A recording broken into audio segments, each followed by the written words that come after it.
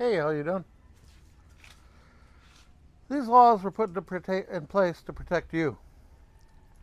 That's a direct quote from the CRA given to me in May of 2023, and then again reiterated to me this morning, May 2025. Here's how that all came to play. And you tell me how these laws are fucking protecting me. We'll start right from the very beginning. March 16, 2023, my wife passed away. She fought a long, hard battle against cancer, but in the end, succumbed to the disease on the 16th of March. My wife worked for Costco for 26 years and had a pension through them, through Manulife Financial. Of course, that pension now come to me as her beneficiary. I made the applications and everything to get all that underway and so forth.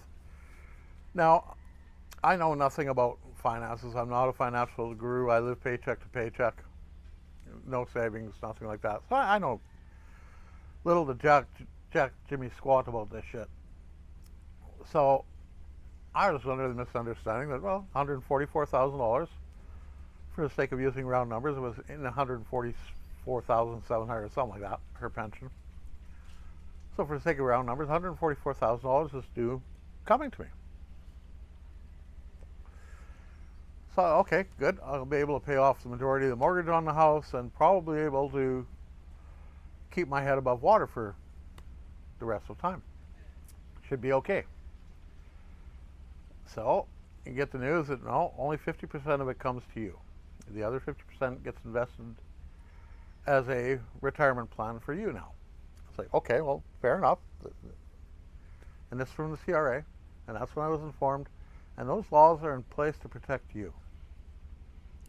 Now, okay, fine, whatever, the law is law. I'm not one to break it. I'll fracture it, I'll bend it, I'll twist it to my benefit, but I won't break it. But I never understood what he meant by that. These laws are put in place to protect you. From what? Having my own money? I don't know. So, anyways, my wife passes away. I'm eligible for her $144,000 pension. I talked to my bank, I talked to Manulife, and I decided I want my bank to take care of the money for me. I want nothing to do with Manulife Financial. I informed Manulife of that. They send me out a form letter stating that I give Scotiabank in Fort Saskatchewan authority to transfer the money over and invest it on my behalf. They supplied the letter and a self-addressed stamped envelope. I signed the forms, I put them in the envelope, I mailed them back to Manulife Financial. That is the only paperwork I ever received from Manulife Financial through all of this. That is it, that is all. Everything gets transferred over into Scotiabank. Everything's put in place. 50% of it gets locked away in a registered investment fund, an RIF. The other 50% is put into RSPs for me that I have to cash in order to keep my head afloat. So the $72,000 I got in RSPs, 32,000 of it went to taxes. The other $40,000 came to me. So of that $40,000, I was able to keep the house over my head and myself and Sheldon afloat for an entire year. And the money ran out, and of course my income at work wasn't going to cover everything. And I'm now between a rock and a hard place. How do I carry on? I can't find a second job. No, besides, who's going to hire a 60-year-old truck driver anyways? And I didn't want to be away from home. And when you're driving truck, you're either away from home or you're taking a lower-paying local job. So I made the decision at that point that I'm going to give the house back to the bank, move into the motorhome, move to work, and for 4 months work and pocket every penny I can to cover my expenses moving down here to Mexico. So October 28th, 2024, Dog and I in the motorhome make our way here to Mexico. We get down here, we get life kind of established somewhat down here. Things are going pretty good. I'm getting my UPS pension. I'm getting my survivor's pension and CPP, which isn't a whole hell of a lot. It's $1,655 a month total for the two pensions, well, three pensions. So I can survive on that down here.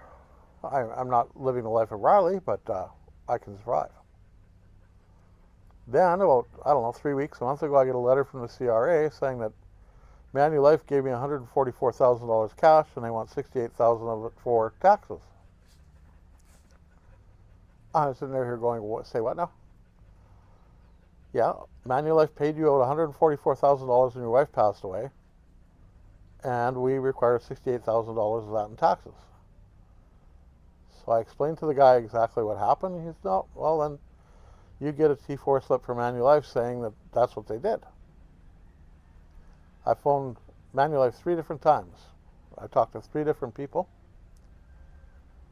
And because the money was never issued to me, there's no T4. Everything was done through Scotiabank. Phoned Scotiabank. My investment guy there is going through all the paperwork and firing me off every document they have from them, Manulife Place, and myself with regards to this, and we're going to forward them to the CRA. At this point, though, it doesn't look good. It looks like I will have to pay $68,000 in taxes because Manulife doesn't have a T4 for me because they never gave me any money. And the federal government says, no, Manulife gave you $144,000. We want our pound. So instead of, in October, being able to draw an extra $500 a month out of my wife's pension that was left to me in the estate, I will now have to apply to the federal government to have that pension opened up 100%, so I can take the 100% of those proceeds. There's $72,000 in that pension, and when it comes to October, that $68,000 with interest and penalties and so forth will probably be more than $72,000, but at least I'll be able to pay a good chunk of it off. And in talking to the guy at CRA today, again, he said to me, these laws are put in place for your protection. So I asked him, what laws are these? Well, the laws that say that you can't just go and collect 100% of somebody's pension when they pass away. I said, well, theoretically, the money's mine anyways. And he said, yeah, that's true, the money is yours, but we want to protect your retirement. So I said, you're protecting my retirement by taking my retirement away from me because of an error on yours and Manulife's part. Thanks. And I hung up on him. So when I get home in September, I will be going to the bank, getting the letters straightened away to apply to have this pension opened up and send it all off to the CRA. Because I'm done. This is enough.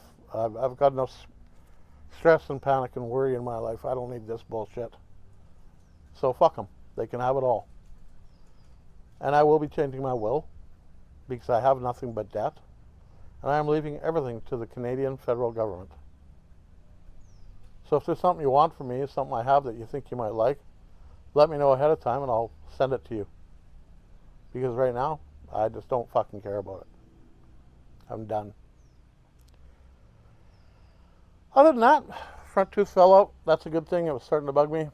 That's what happens when you have steel plates holding your jaw together and wires and shrapnel in there from previous injuries. And all your teeth are dead and it's just due to fall out any day now. And the dentist I saw down here is actually quite surprised that they lasted as long as they have. They usually fall out within 5 to 10 years after sustaining such an injury. So he was actually really surprised because the major injury is like 35 years ago that happened. So yeah, there's all that fun stuff too. So now my dental work will be put on hold for a little while more until I can get them all pulled and get dentures made or whatever. I don't know. It's a fucking gong show. That's all I have to say. Anyways, You guys have a good day. And hey, remember, die living.